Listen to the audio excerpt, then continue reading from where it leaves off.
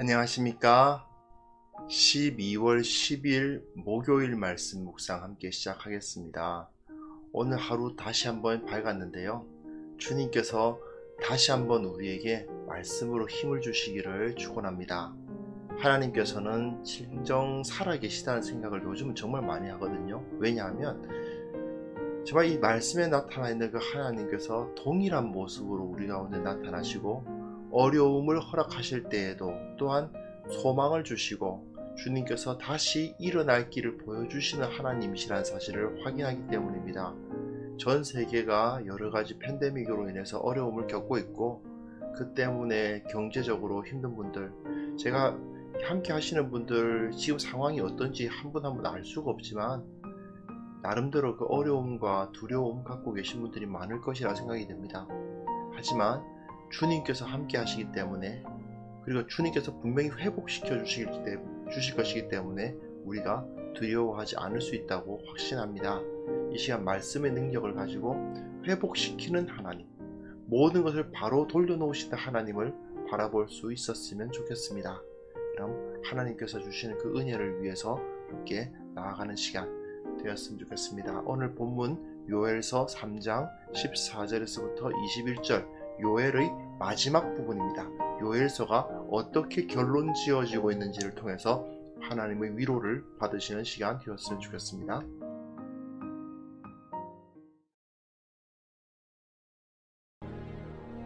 사람이 많음이여, 심판의 골짜기에 사람이 많음이여, 심판의 골짜기에 여호와의 날이 가까움이로다. 해와 달이 캄캄하며 별들이 그 빛을 거두도다. 여호와께서 시온에서 부르짖고 예루살렘에서 목소리를 내리시리니 하늘과 땅이 진동하리로다. 그러나 여호와께서 그의 백성의 피난처, 이스라엘 자손의 산성이 되시리로다. 그런즉 너희가 나는 내 성산 시온에 사는 너희 하나님 여호와인 줄 알 것이라. 예루살렘이 거룩하리니 다시는 이방 사람이 그 가운데로 통행하지 못하리로다. 그날에 산들이 단 포도주를 떨어뜨릴 것이며 작은 산들이 젖을 흘릴 것이며 유다 모든 시내가 물을 흘릴 것이며 여호와의 성전에서 샘이 흘러나와서 시딤 골짜기에 대리라. 그러나 애굽은 황무지가 되겠고 에돔은 황무한 들이 되리니 이는 그들이 유다 자손에게 포악을 행하여 무지한 패를 그 땅에서 흘렸음이니라. 유다는 영원히 있겠고 예루살렘은 대대로 있으리라. 내가 전에는 그들의 피 흘림 당한 것을 갚아주지 아니하였거니와 이제는 갚아주리니 이는 여호와께서 시온에 거하심이니라.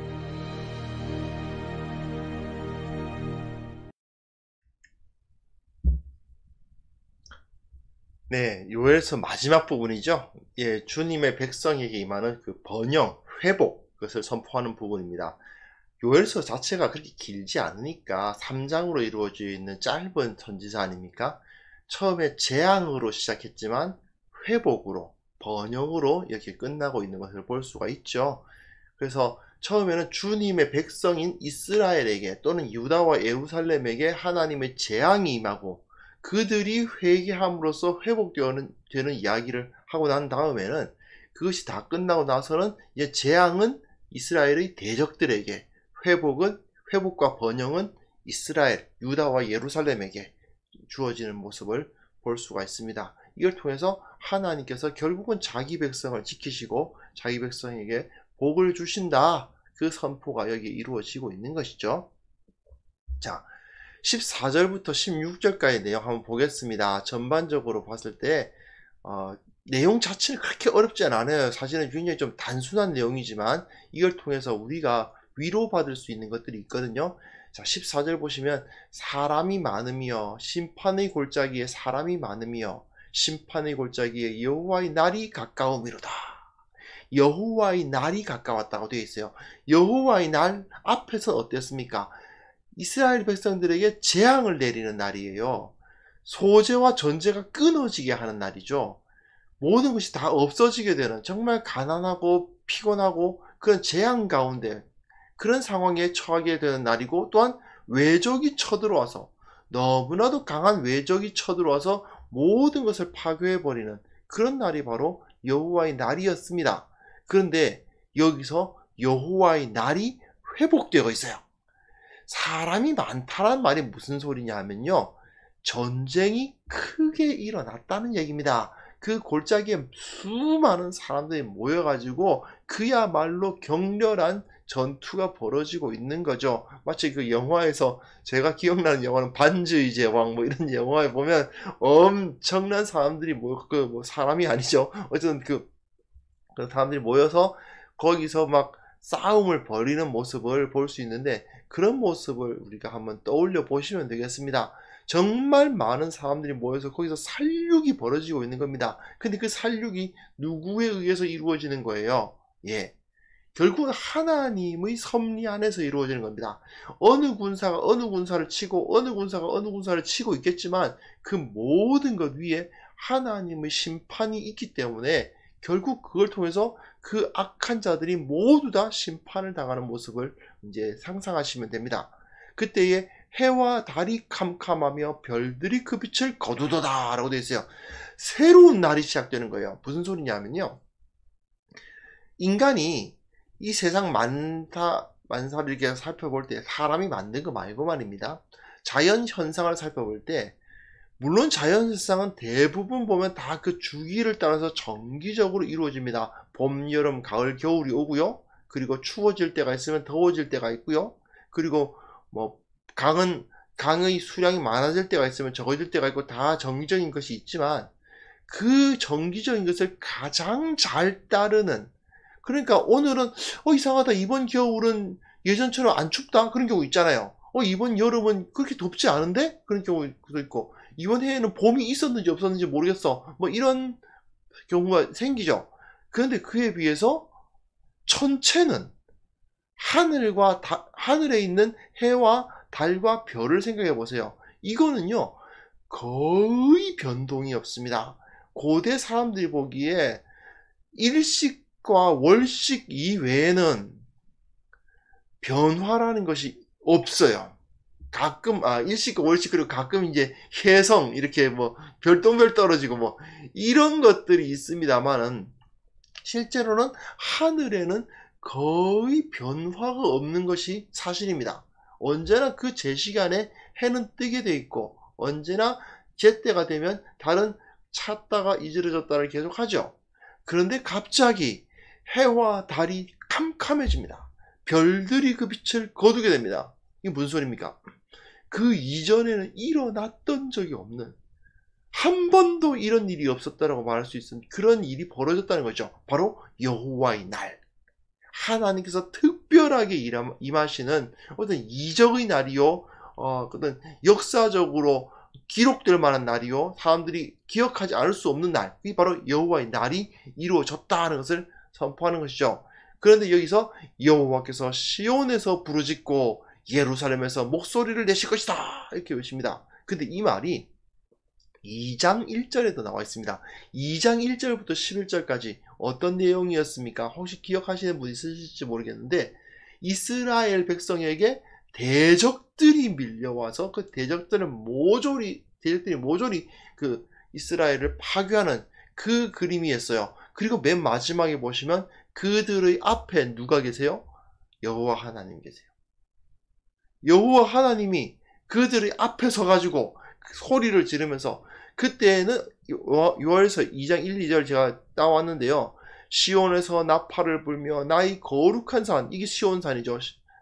거룩한 산에서 경고의 소리를 질러, 예루살렘이 거룩한 산 아닙니까? 그러니까 시온에서 나팔을 불고 나의 거룩한 산에서 경고의 소리를 지른다라는 말이 2장 1절 2절에도 나오는데, 이때의 여호와의 날, 이 땅 주민들로 다 떨게 할지니 이는 여호와의 날이 이르게 됩니다. 예, 여호와의 날이 임했다. 여호와의 날은 어떤 날입니까? 어둡고 캄캄한 날이죠. 예, 해와 달이 캄캄하듯이 어둡고 캄캄한 날이죠. 그런데 이 여호와의 날은 어떤 여호와의 날입니까? 예, 많고 강한 백성이 이르러서 자기 백성이었던 이스라엘을 치는 여호와의 날이었어요. 그런데 3장의 마지막 부분에는 어떤 여호와의 날이 일어나는 것입니까? 역시 똑같아요. 하나님께서 시온에서 부르짖으시고 예루살렘에서 목소리를 내신다. 굉장히 비슷하죠. 하늘과 땅이 진동해요. 그런데 이때에는 반대로 여호와께서 그의 백성의 피난처 이스라엘 자손의 산성이 되시리로다. 시온에서 부르짖으시는 하나님의 모습이 공포로 다가왔던 것을 바로 앞장에서 보았는데, 이제 그 부르짖으시는 하나님은 자기 백성을 감싸 안고 자기 백성을 보호하시는 하나님, 그 하나님으로서 나타나는 거죠. 우리가 하나님의 백성들이 하나님 앞에 범죄하지 않고 회개하고 회복되어지기만 한다면 하나님의 부르짖는 소리는 결코 우리들에게는 두려울 바가 아닌 것입니다. 가끔 예전에 그 요한계시록 묵상한 적이 있었잖아요. 죄송합니다. 예전에 그 요한계시록 묵상할 때에 요한계시록을 읽을 때 두렵다라고 느끼는 경우가 있는데, 왜냐하면 이것이 우리들에게 임하는 심판이 아니라는 것을 모르고 읽기 때문입니다. 하나님의 백성들에게 임하는 심판이 아니라 하나님의 백성을 대적한 자들에게 임하는 심판이 그 요한계시록에 기록되어 있지 않습니까? 그렇기 때문에 오히려 요한계시록은 그 많은 대적들의 그 파괴, 대적들이 죽어가는 모습을 그리는 것이기 때문에 하나님의 백성들에게는 오히려 소망인 거죠. 희망이 되는 겁니다. 그것과 마찬가지입니다. 여기서 굉장히 사람이 많고 해와 달이 캄캄하고 별들이 빛을 거두고 여호와께서 시온에서 부르짖으면서 목소리를 내시면 그야말로 엄청나게 두려운 모습이 여기에서 그려지고 있는 거죠. 하지만 그곳에서 여호와께서는 그의 백성의 피난처가 되신다. 이스라엘 자손의 산성이 되신다. 자, 우리의 눈에 정말 두려운 일들이 벌어지고 어려운 일들이 벌어진다 하더라도 말입니다. 정말 전쟁과도 같은 일이 벌어지고 지금처럼 전 세계가 전염병에 떨고 이런 일이 벌어진다 하더라도 여호와께서는 그의 백성의 피난처 이스라엘 자손의 산성이 되시리로다. 그렇습니다. 이게 바로 우리의 믿음이거든요. 그리스도인들이 가져야 할 믿음은 눈앞에서 어떤 일이 벌어지든지 간에 하나님께서는 반드시 나의 피난처가 되시고 나의 산성이 되시고 나를 지키시는 이가 되시고 나를 인도하시는 분이 되신다. 이것을 확신하는 것입니다. 그런데 여기서 분명하게 선지자가 약속하고 있죠. 하나님의 말씀을 전하면서 하나님의 약속을 보여주고 있는 것입니다. 하나님께서는 회개하고 돌이키는 자에게 제때 돌이키고 제때 회개할 필요도 없어요. 사실은요, 이제라도 필요 없다고 하면 안 되는군요. 잠깐만, 필요 없다고 하면 혹시 그사가 이제 진짜 왜 사람들과의 관계는 그런 게 있잖아요. 사과도 타이밍이 있지 않습니까? 자기가 잘못했다고 했을 때 제때 이제 사과를 해야지 두 사람의 관계가 안 깨어지잖아요. 근데 한참 동안 막 그냥 갈등해놓고 나중에 잘못했다고 그러면 마음에 상한 것은 상할 대로 다 상해놓고 나중에 뭐 잘못했다 뭐 미안하다 이러면은 참 그게 용서가 안 되지 않습니까? 근데 하나님은 그게 아닌 거예요. 하나님은 물론 제때 회개하는 것이 좋은 겁니다. 당연히 자기가 잘못했을 때 제때 회개하고 바로잡는 것이 좋은 건데, 혹시 그렇지 못하고 제대로 하나님 앞에서 회개하지 않고 바로잡지 못하고 그 기간이 길게 갔다 하더라도, 그런 상황에 있다 하더라도 이제라도 하나님께 돌아가면 하나님께서 회복시키시고 붙잡으시고 돌이켜 주신다는 거잖아요. 이게 약속이거든요. 이 약속을 우리는 붙들 수 있어야 되는 겁니다. 그렇게 했을 때 이렇게 하나님은 우리를 보호해 주시고 지켜 주십니다. 17절 18절 보시면요, 그런즉 너희가 나는 내 성산 시온에 사는 너희 하나님 여호와인 줄 알 것이라. 이것은 언약 관계가 회복됐다는 것을 의미해요. 이스라엘 사람들이 하나님을 알게 됩니다. 성산 시온에 사는 너희 하나님 여호와다. 예루살렘이 거룩하리니 다시는 이방 사람이 그 가운데로 통행하지 못하리로다. 이게 이방 사람이 지나다니면 안 된다 뭐 그런 뜻이 아니라 그 예루살렘을 이방인들이 쳐들어와서 그것을 무너뜨린 상황을 말하는 거예요. 그것 때문에 많은 분들이 이 요엘서는 포로기 후에, 그러니까 바벨론 포로기 후에 기록된 그 선지서다라고 주장하시는 분들이 많이 있는데, 뭐 이걸 요엘서가 미리 보고 예언한 거다 이렇게 주장하시는 분도 있기 때문에 이거다 저거다 정확하게 말할 수 있는 단서는 없으므로 이제 이렇다 저렇다 말하기는 어렵습니다. 여하튼 이건 이 예루살렘이 다시 거룩해져서 이방인들이 그 가운데 들어와서 그걸 무너뜨리고 공격하고 그런 일은 존재할 수 없게 될 것이다 라고 선포하는 겁니다. 그러면서 예루살렘 가운데 하나님이 거하시고 너희가 이 성산에 거하는 시온에 사는 하나님 여호와를 알게 될 것이다 라고 선포하고 계신 거죠. 18절 보시면 그날의 산들이 단 포도주를 떨어뜨릴 것이며, 산들이 단 포도주를 떨어뜨린다. 이게 참 재밌죠? 예, 사실은 포도원이 영성해지는 걸 의미합니다. 산에 포도원들이 가득 차가지고 여기도 포도원 저기도 포도원, 너무너무 포도가 많아서 포도주를 짤 수 있는 포도가 너무너무 많이 난다는 뜻이죠. 작은 산들, 언덕을 말합니다. 언덕은 젖을 흘린다. 이게 무슨 소리겠어요? 그런데 산에서 우유가 날 리가 없죠. 그곳에서 소와 양과 염소들, 젖을 짤 수 있는 그 가축들이 많이 살게 된다는 거예요. 거기서 많은 소떼와 양떼와 염소떼를 기를 수 있게 된다는 뜻이죠. 그리고 유다 모든 시내가 물을 흘릴 것이며, 네, 그 땅에 물이 가득해서 농사짓기에 너무나도 좋게 될 것이다. 그리고 여호와의 성전에서 샘이 흘러나와서 시딤 골짜기에 되리라. 여호와의 성전에서 샘이 흘러나온다. 이게 뭐냐 하면요, 에덴 동산을 떠올리게 하는 겁니다. 에덴 동산은 어떤 것입니까? 내 강의 그 에덴에서 내 강의 본류가 되잖아요. 그런 정도로 그 물이 많다는 것은 결국 그것에 생명이 넘쳐나고 하나님의 복이 넘친다는 뜻이죠. 시딤 골짜기가 어디냐? 이건 좀 어려운데요. 시딤이란 게 아카시아 나무 말하는 건데, 시딤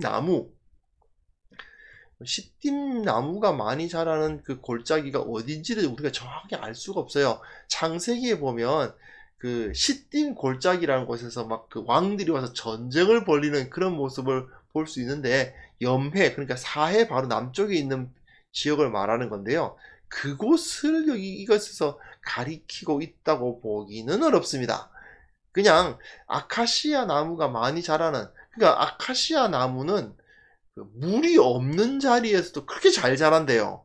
그 뿌리가 엄청나게 깊어서 그냥 뭐랄까 아주 깊은 곳에 있는 물까지 빨아들여서 살아나는 것이 아카시아 나무라고 그러더라고요. 그 시딤 나무인데 그 나무에 물이 되어지는, 그러니까 시딤 골짜기는 아카시아밖에 못 자라는 그 지역인 거예요. 그죠? 물이 없어서. 근데 거기에 물이 흘러나와서 그 골짜기에 물이 채워지는, 그래서 결국 그곳에서 여러 가지 작물들을 기를 수 있는 땅이 되게 할 것이다. 이런 의미가 아닌가 생각이 됩니다. 여하튼 뭐 한마디로 말해서 풍요죠. 풍요. 하나님과의 관계가 회복되고 하나님께서 주시는 그 풍요로움을 느낄 수 있게 되는 거죠. 제가 그 기복신앙에 대해서는 굉장히 좀 많이 경계합니다만은, 그러나 성경적으로 보았을 때 우리가 하나님 앞에서 신실하게 거했을 때 하나님께서 우리들에게 물질적인 복을 허락하신다는 것은 사실입니다.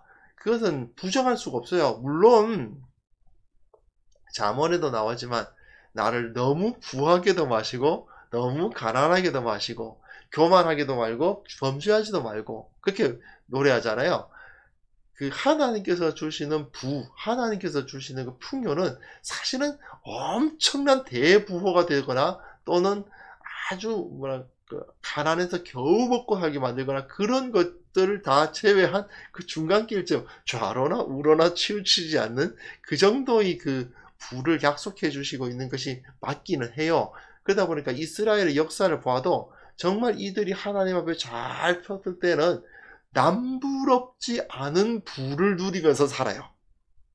남부럽지 않은 부를 누린다는 게 어떤 뜻인지 이제 이해가 되십니까? 다른 사람들은 나보다 부자인 사람 엄청 많긴 한데 그래도 뭐 굳이 저렇게까지 뭐 부가 많을 필요가 있겠는가 싶은 생각이 들고, 또 아주 가난한 사람들이 있으면 그래도 내 걸 좀 떼어서 저들에게 나눠줄 수 있어야겠다, 나눠야겠다 라는 마음이 드는, 나눠줄 게 있는 거예요. 그 정도의 부요함을 누릴 수 있거든요. 하나님의 복이 임했을 때, 하나님과의 관계가 바로 섰을 때 말이죠. 근데 여기서 잠깐 말씀드리면서 또 갑자기 생각난 건데, 또 이걸 가지고 가난한 사람들은 하나님과의 관계가 안 좋아서 그렇다, 이렇게 이야기하시는 건 곤란합니다. 그거는 그 욥기에 나오는 그 세 친구들이 잘못을 범하시는 거예요. 그렇게 하시면 안 되고, 그게 아니라 기본적으로 봤을 때, 통상적으로 봤을 때 아주 하나님께서 특별한 어떤 섭리가 없다고 한다면, 또는 내가 죄가 없다면, 하나님께서는 자기 백성들이 이런 풍요를 누리면서 살게 하시죠. 교만하지도 않고 죄짓지도 않을 수 있을 정도의 피로를 채워주시면서 우리를 살게 하십니다. 이게 바로 이 요일서에서는 굉장히 중요한 거거든요. 모든 것이 다 파괴됐었잖아요. 메뚜기와 팥종이와 느치와 황충이 그냥 모조리 쓸어갔던 그 땅, 아무것도 없는 그 땅에 이들로 하여금 남부럽지 않게 살아갈 수 있도록 하시는 하나님의 섭리, 그것이 바로 우리들에게 있어서 굉장히 소망되는 것입니다. 그럼 우리가 하나님과의 관계가 바로 서기만 한다면 하나님께서는 결코 우리들의 필요에 눈 감거나 등 돌리시지 않으신다는 것을 여기서 또한 볼 수가 있습니다. 그러나 애굽은 황무지가 되겠고 에돔은 황무한 들이 될 것이다. 이게 어떤 자들이냐면요, 이게 요엘서가 언제 기록되었느냐 가지고 좀 논쟁이 많을 수 있는 해석이긴 합니다만, 만약에 요엘서가 이 포로기 이후의 그 선지서라고 했을 경우에는 애굽이나 에돔은 뭐냐면요, 애굽은 바벨론의 침공 때 도와줄 것처럼 해놓고 안 도와준 나라예요. 그게 애굽이고요. 그 이집트, 이 나라는 도와줄 것처럼 해놓고는 안 도와줘요. 도망가 버려요. 에돔은 뭐냐면 오히려 바벨론을 도와서 유다를 약탈한 나라예요. 이 시대의 상황이 언제냐에 따라서 해석이 달라지기 때문에 하는데, 어쨌든 이것을 선택해 보면요, 그런 거죠. 그렇다면 어떤 것이냐, 이들이 유다 자손에게 포악을 행하여 무죄한 피를 그 땅에서 흘렸다, 이렇게 선포되고 있지 않습니까? 결국 그들은 어떻게 됩니까? 황무지가 되고 황무한 들이 될 것이다. 하나님의 백성에게 악하게 군자는, 하나님의 백성을 저주한 자는 결국은 모든 것을 다 잃고 폐허 가운데 서게 될 것이라는 것이죠. 그러나 애굽과 에돔과 달리 유다는 영원히 있겠고 예루살렘은 대대로 있으리라. 하나님의 백성은 온전히 바로 설 것이며 하나님의 그 거룩한 도성은 대대로 있게 될 것이라고 선언하시는 겁니다. 그러면서 이제 내가 전에는 그들이 피 흘림 당한 것을 갚아주지 아니하였다, 2장에서 하나님께서 앞에 끌고 나와가지고 저들이 대장이 되셔가지고 이스라엘 치셨으니 당연히 피 흘림 당한 것을 갚아주지 않으셨겠죠. 하지만 이제는 갚아주시리.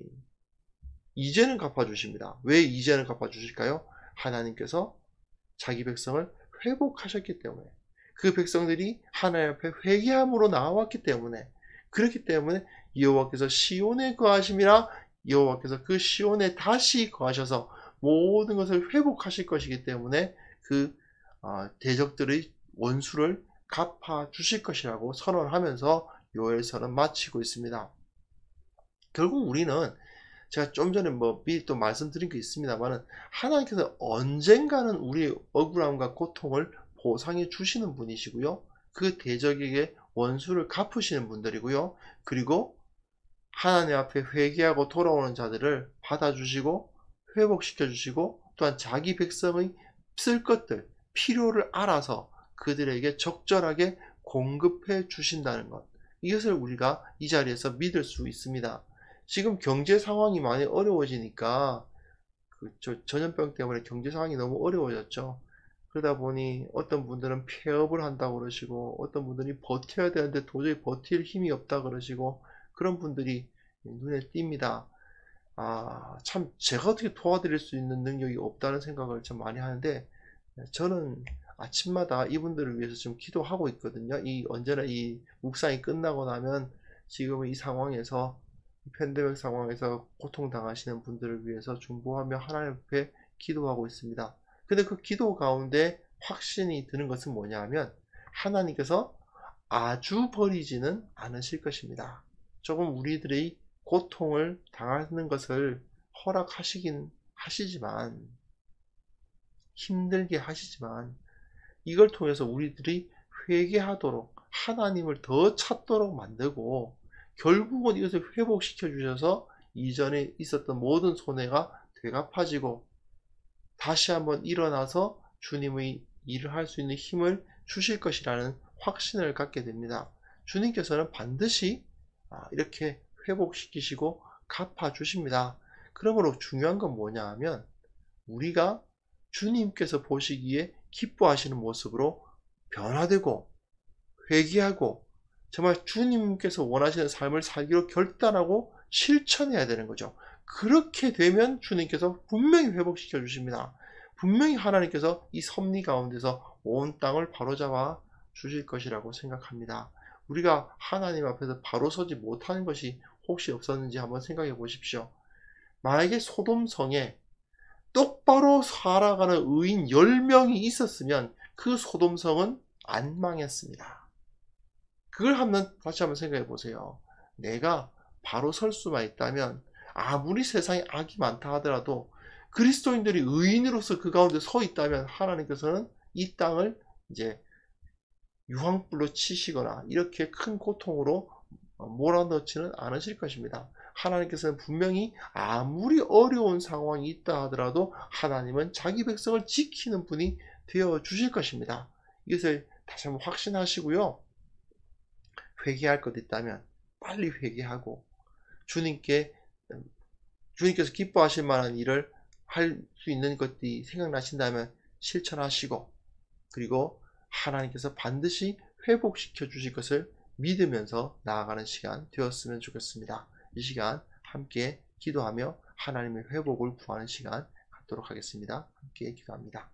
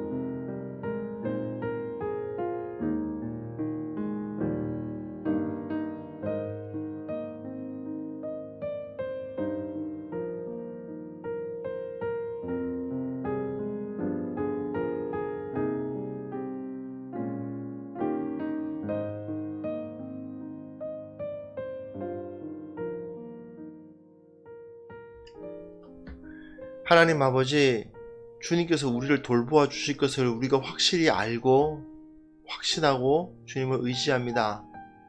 주님께서 분명히 우리 가운데 계시고, 주님께서 분명히 우리를 도우시고, 주님께서 분명히 우리의 필요를 공급하신다는 사실, 우리가 다시 한번 확신하게 하여 주옵소서.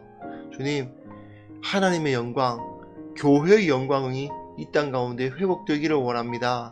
세상 모든 나라들이 이 팬데믹 현상을 겪으면서도 하나님을 찾지 아니하고 주님 앞에 회개하지 아니하는 이 현상 가운데 하나님의 백성들이 먼저 바로 서서 하나님 앞에 철저히 회개하고 나아가는 자들 되게 하여 주시고, 이걸 통해서 주님의 용서가 이 땅에 임하는 것을 나타낼 수 있도록 우리를 먼저 변화시켜 주시기를 원하고 바랍니다. 우리의 회개로 말미암아 땅이 변화되고, 그것으로 말미암아 하나님의 영광이 나타나고, 하나님이 없다 했던 자들, 예수 그리스도의 이름을 비웃었던 자들이 주님 앞에 무릎을 꿇고 하나님의 살아계심과 그 영광을 인정하는 일들이 일어나게 하여 주시옵소서. 아버지 하나님, 온 세상이 두려움에 떨고 있습니다. 이 가운데 예수 그리스도의 빛을 비추어 주시기를 원합니다. 교회가 먼저 그들 가운데 빛이 될 수 있기를 원합니다. 교회가 먼저 저들 가운데 소망을 던질 수 있기를 원합니다. 먼저 우리가 바로 서야 되겠사오니 우리가 주님을 온전히 의지할 수 있도록 도와주시고, 우리의 죄악을 보여주사 철저히 회개하게 도와주시고, 또한 이것을 통해서 바른 삶을 살아갈 수 있도록 도와주시고, 이것이 우리의 빛과 소금된 역할을 감당하는 것이 되어 세상이 변화되는 것을 우리가 보게 하여 주옵소서. 교회가 이 세상을 구원하는 도구가 될 수 있도록 도와주옵소서. 주님, 확신하옵기는 주님께서 우리를 아주 버리지 아니하시고 우리를 붙들어 주시고 인도해 주시고 필요한 것들을 채워 주신다는 것 다시 한번 기억합니다. 아버지께서 우리를 붙들어 주셨사오니 우리가 주님께 순종하고 주님을 따르게 도와주옵소서. 우리 모든 삶이 주님께 드리는 것이 되어지기를 원합니다. 오늘 하루도 주님 앞에 드립니다. 주님께서 이 하루를 사용하셔서 주님의 영광을 나타내어 주옵소서. 주님께 영광 돌리오며 예수님의 이름으로 기도합니다. 아멘.